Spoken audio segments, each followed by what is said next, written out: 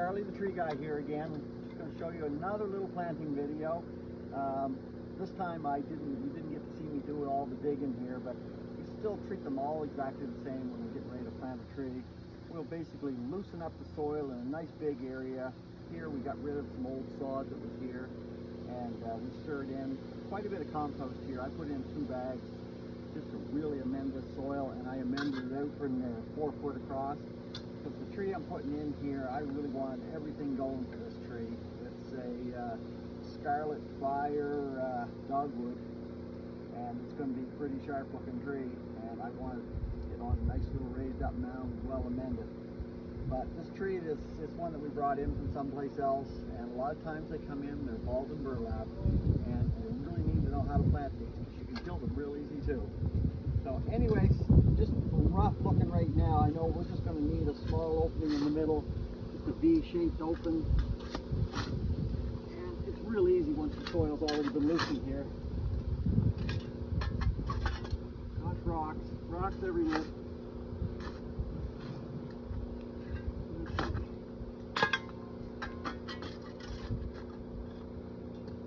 Now that's probably enough to start with until we find out how deep to plant this tree, because right now we do not know how deep to plant this tree.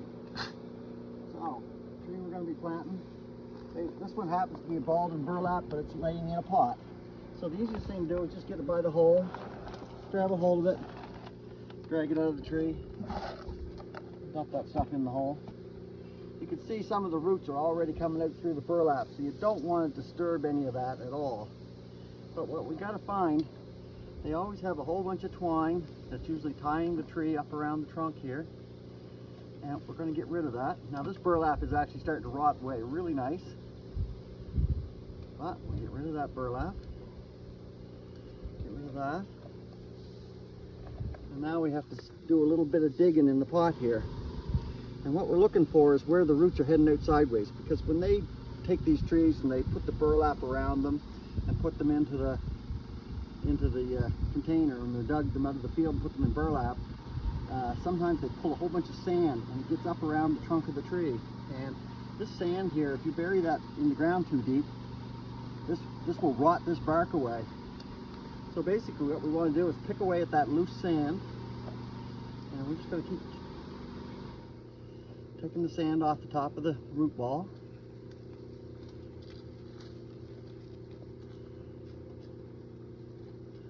Well, gotta be getting close here soon.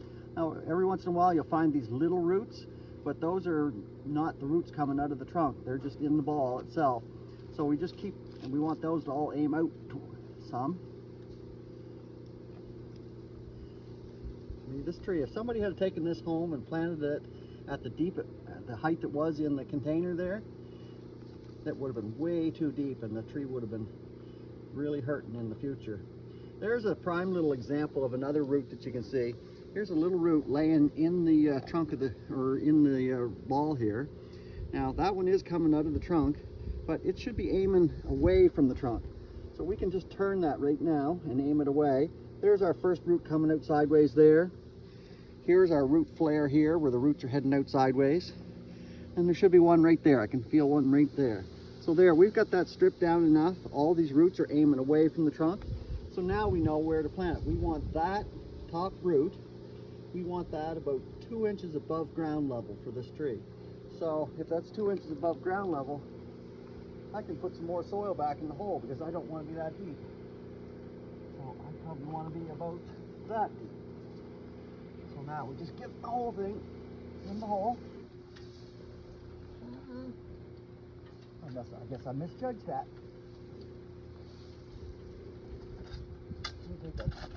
I'll go back down to where it was.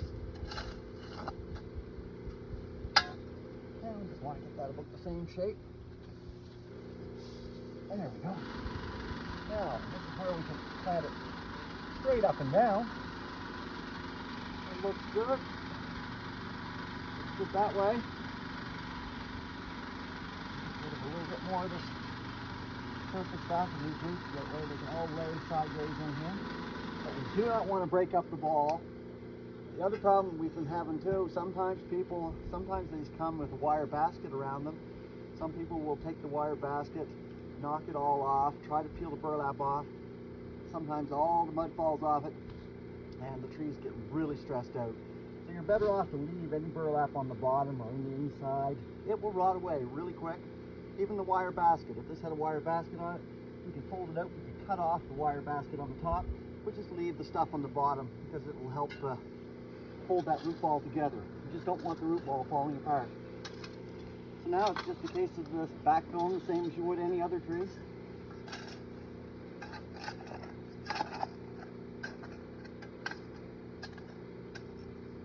So now we just firm up that soil around it. Some things on every planting job are exactly the same. It's just that how we take them out of the containers, or how you handle the container that it came in. That will make the only thing a little bit different.